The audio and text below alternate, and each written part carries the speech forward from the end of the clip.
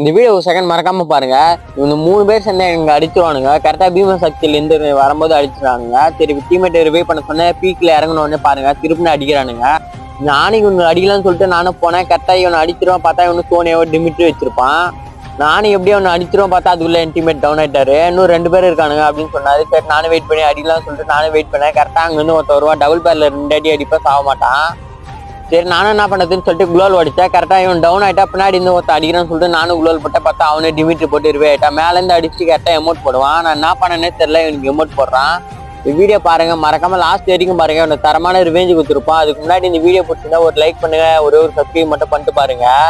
கரெக்டா இங்க வந்தவொடனே கரெக்டா கேரக்டர் போட்டு வெறியா அடிச்சு ஒன்று டவுன் பண்ணி விட்டு நானும் பார்த்தா அவங்க வந்து ஜிபே எடுத்துன்னு போறேன். எனக்கு ஃபுல்லா டேமேஜ் பண்ணிட்டானே 29 ஹெச்பி தான் இருக்கு. குளோல் போட்டு நானும் மெடிட் போட்டு கரெக்டா வந்தான். இன்னொரு டீம் கரெக்டா அவனையும் வெறியா அடிச்சு எமோட் போட்டிருப்போம்.